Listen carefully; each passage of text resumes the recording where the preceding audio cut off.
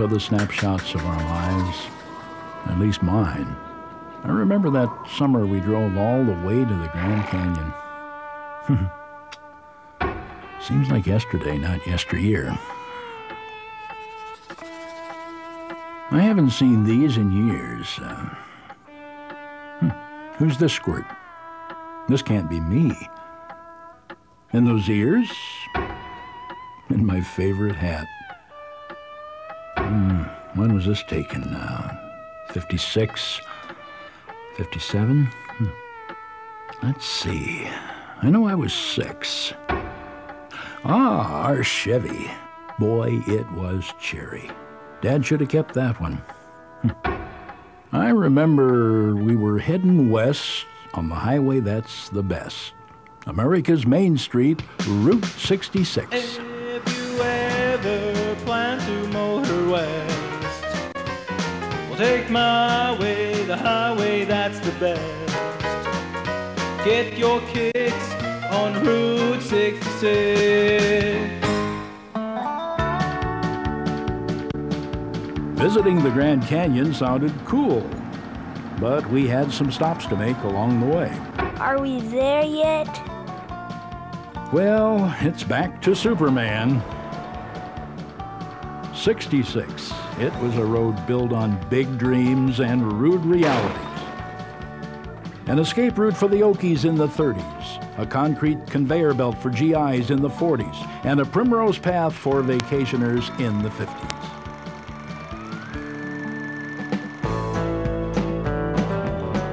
After passing hundreds of cafes, motor courts, tourist attractions, billboards, curio shops, and trading posts, we finally made it to the Grand Canyon State.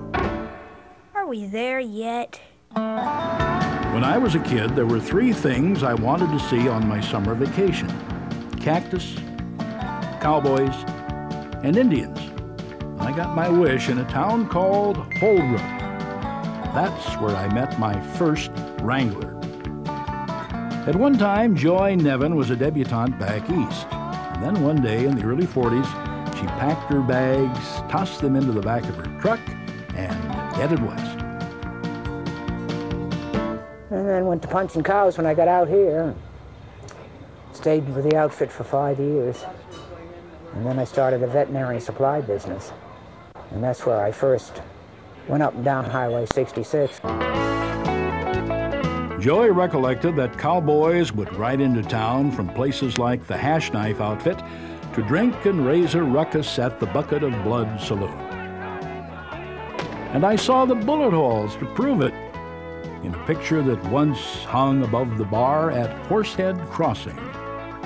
The Atlantic and Pacific Railroad finished laying tracks in 1880, bringing new people and a new name to the town, Holbrook.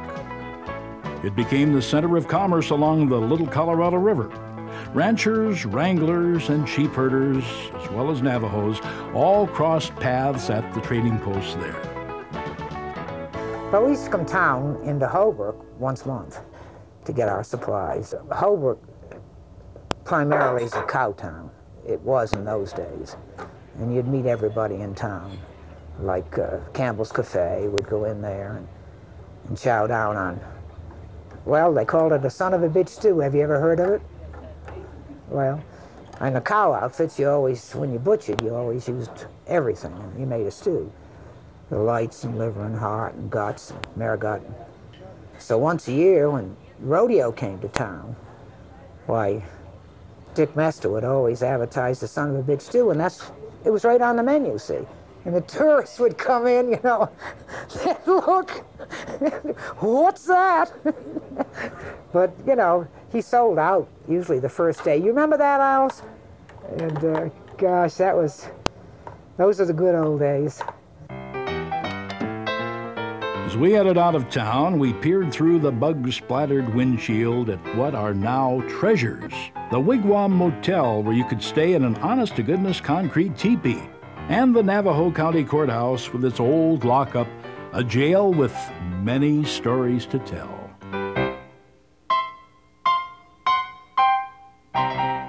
In the early days, the hobos, some of the hobos and hitchhikers used to sleep in the county jail in the courthouse.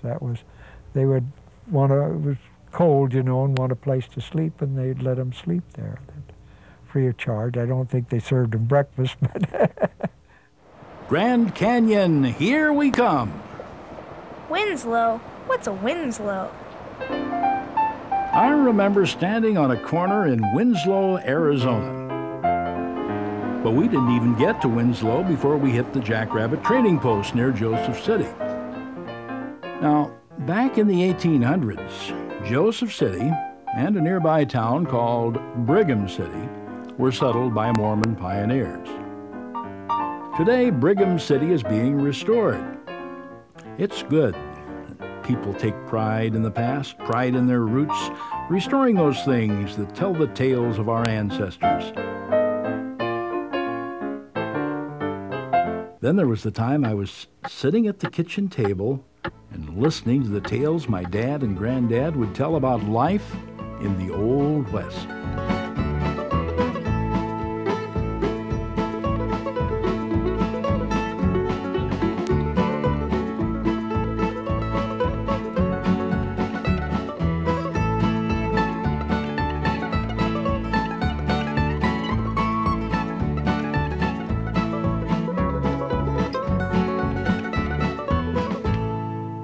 And Winslow, it became the division headquarters for the old Atchison, Topeka, and Santa Fe. Or so I learned when I met George Stegmeyer. The town grew as the highway grew and the railroad around it, and the two together were our lifeblood. The economy was based on the tourists for many, many years and still is today. Winslow was home to the jewel of the Harvey houses, La Posada, which means the resting place. And like all Harvey houses, it offered travelers excellent food, gracious accommodations, and the hospitality of the famous Harvey girls. The girls were selected for their high moral character, but were a welcome sight to lonely cattlemen and railroaders in northern Arizona. Will Rogers once said that Fred Harvey kept the West in food and wives. Built in 1929, La Posada was the favorite of Harvey House architect Mary Coulter.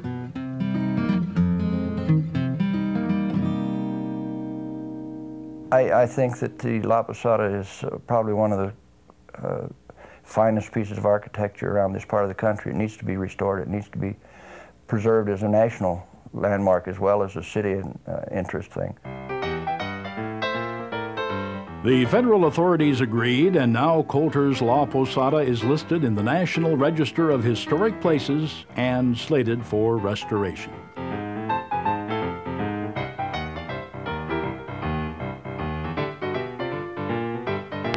Winslow also attracted the attention of future billionaire Howard Hughes. He came to town in the 30s and built an airport. It was one of the main stops of TWA for many years from Chicago to Los Angeles. If anybody of importance came to see the Grand Canyon by plane, they had to come here. The Shah of Iran landed here, and his whole entourage, they brought the buses down from Fred Harvey and loaded them up and took them to the canyon, then brought them back and had 2 or 3 planes full of just his people. Leaving Winslow, I thought of a story Joey told me about a visit from a young sky jockey. I'll bet she's telling that story to this day. This kid was flying out of Texas, and he was taking a cross-country flight, and he went over the trading post and waggled his wings, and I said, hell, he's in trouble. So I sent one of the guys that was working for us up to the other, west of the stop traffic on 66. And the old kid flew over again, waggled his wings, and landed right on the highway. There were no wires, see, in those days. We didn't have a phone. We made our own electricity. So he just pulled up to the gas pumps, and I said, hell, we don't have any aviation gas. And he started laughing. He said, what the hell have you got? And I said, well, we've got biogas, you know, that you use in lands. And then we've got regular high test and regular gas. So he said, well, let's mix some of that Blazo with the high test gas. And we gassed him up. I got a postcard from him. He said, "I made it home okay." So that was exciting, really exciting. Back on 66, I learned we were heading for Flagstaff. I was beginning to think we'd never see the Grand Canyon. 66 took us past Remy Jim's to a rugged stone tower. It rose from the flat desert floor and provided a great view of the biggest hole in the ground I'd ever seen, Meteor Crater. Later, after we hopped back on the highway, we stopped to see the ruins of Two Guns near Navajo Cave, where a zoo once was home to prowling mountain lions. Then we came upon the Devil's Gorge known as Canyon Diablo. And I believe it after I heard the stories about some of the men who lived and worked there. Seems that when they were building the huge railroad bridge across the canyon, the span was 12 feet too short. A sure sign of trouble. When the work stopped, the men started drinking and shooting. Well, peace was restored, but not until 6 months later. 30 miles down the road in Coconino County, we hit Flagstaff. It was dawn. The San Francisco peaks glistened against the western sky. The unbroken stand of Ponderosa pines reached for the heavens. This area, once called Camp Townsend, grew from a few scattered ranches in the late 1800s to the biggest city in northern Arizona. The sheep and cattle ranchers got along most of the time, and forests provided lots of lumber. But it wasn't until the railroad came here that people could really move goods to market. Before then, we were isolated. The railroad got here in 1882, and when that happened, then the livestock people could ship, products to market, and the lumber mills could get going. The boomtown snared the likes of the Reardon brothers and the Babbitts. The Reardons' lumber literally built the city, while the Babbitt store on Aspen Avenue and San Francisco Street kept it in supplies. Today, travelers can visit the log and stone mansion the Reardon brothers and their wives shared. It is now safely preserved within Reardon State Park, in the heart of Flagstaff.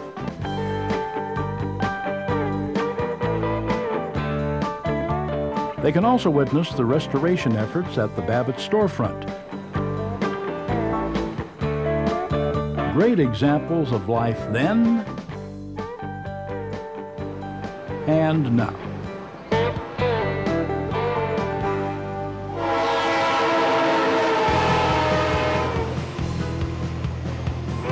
If the railroad made a big difference to this town, a famous highway completed its evolution. Flagstaff became the oasis for road-weary travelers and a magnet for mom-and-pop shops and big businesses alike because of the mother road, Route 66. Downtown began to grow north of the railroad depot, and along Santa Fe Avenue and LaRue Street, several buildings of historical importance still stand today, like the much-storied part-time home to novelist Zane Grey, the Weatherford Hotel. To look at this building, to look at the outside of the building, the sandstone, the amount of work the craftsmanship that went into it by the people that built it, the carving around the windows, and those people aren't around anymore. There's also a Route 66 landmark, the Museum Club. It's a roadhouse with a colorful past and a lively present. The Museum Club and Route 66, they're just synonymous. I was a very, very proper lady from New Jersey. Always wore dresses and heels, and my first exposure to this place, I almost died, because all I saw was big, tall, lean cowboys running around. And I had never seen anything like that. The Museum Club's reputation began with its debut in the 1930s. The owner, a taxidermist, brought his four-legged creatures from the wild indoors to mix with two-legged thrill-seekers. The combination created a unique atmosphere.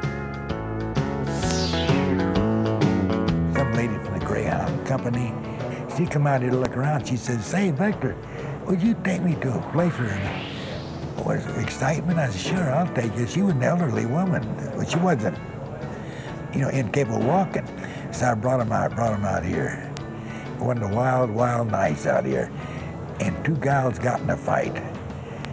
I mean, knocked down, dry, got tearing clothes and scared. He says, "You didn't have to do this for me." I said, "I'm not doing it for you. In fact, we better get out of here before it gets, it's getting a little bit too rough for even me." Current owner Martin Zanzuki has spent time and money lovingly preserving an important part of Flagstaff's past. There'll never be another museum club, never ever. It's built out of logs. You can't go into the woods and cut logs down. Trees in the middle of the dance floor. Just the architecture itself, being on Route 66, the location, it's just a one-of-a-kind building. It was from a hilltop site near Flagstaff, just off 66, that a Lowell Observatory astronomer discovered a distant planet in our solar system. It was dubbed Pluto. When I was 6, I thought it was named after Mickey's dog. Big mistake.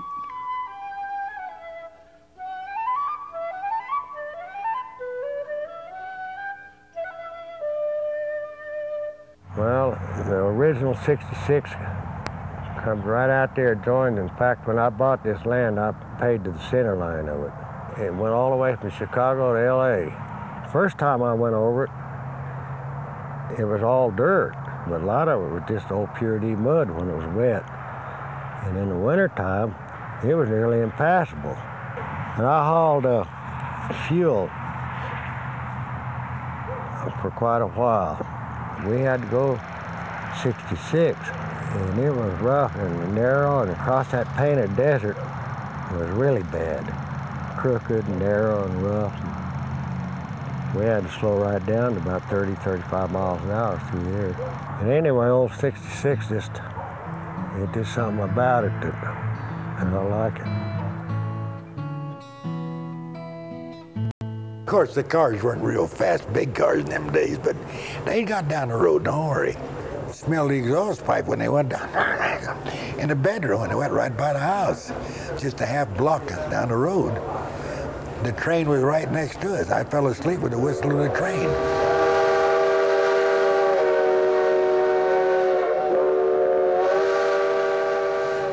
In fact, I sort of miss it, tell you the truth.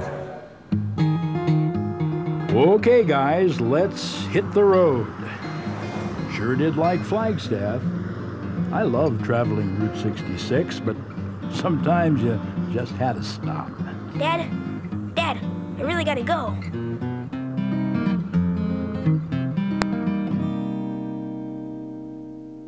Joy Nevin told a story about some folks traveling the highway and wanting to camp at her place overnight.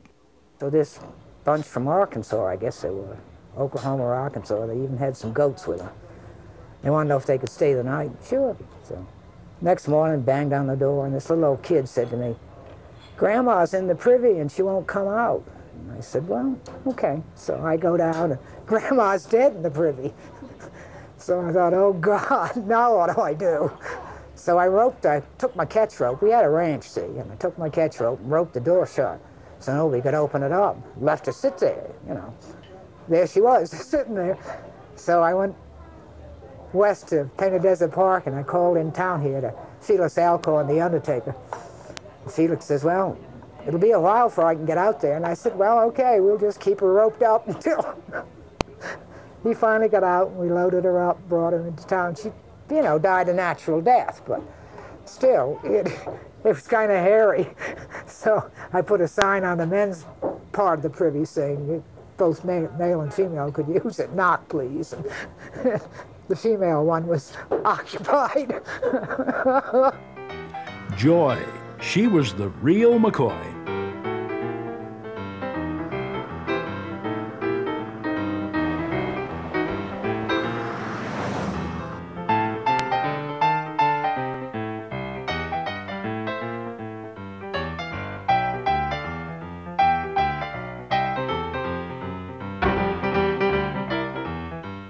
The view from the peaks was spectacular. We were almost as high as the Grand Canyon was deep.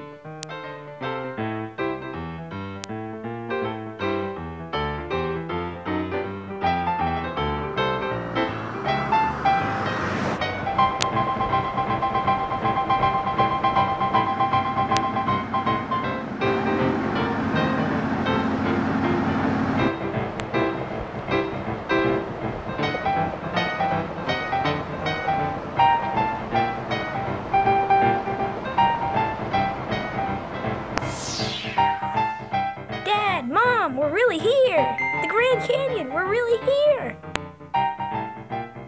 We made it! As we pulled into Grand Canyon Village on the south rim, I started making plans.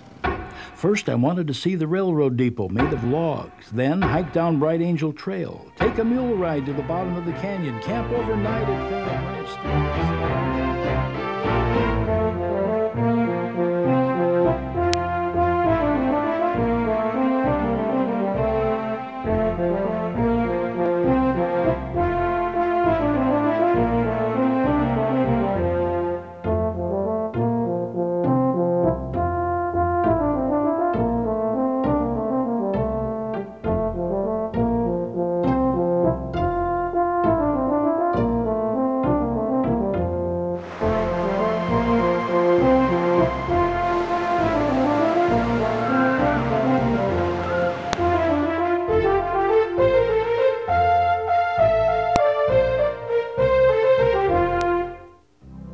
Route 66.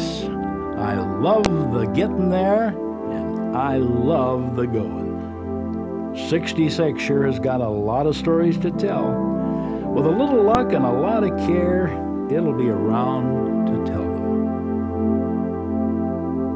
And I think Route 66 epitomizes a lot of the better qualities of our country and our people. I think Highway 66 was very important to us in a number of ways. It created new industries. I mean, there were no hotels or service stations until that highway traffic began to come in here. But it kept us open and vital, and we saw new people and heard new ideas, and we could travel and reach out and see other things. We always considered it kind of the poor man or the working man road, and we thought that the rich people went other routes or or other ways, and once in a while you'd get to see a big fancy car, like I remember seeing a Duesenberg, and oh boy, was that a thrill to see a Duesenberg. There's a need to preserve something when there isn't much of it around anymore. That's our history, that's our heritage, and if we don't have a past, well, what's our future? I really just felt it was like a river flowing, keeping the water clean, the traffic coming in and out of here, and made us part of the world. But if you've got the time and you want to enjoy it a lot more, then you get off the 4-lane and get on the old 2-lane. I don't know, there's something nostalgic about, you know, getting your kicks on Route 66. Get your kicks on Route 66.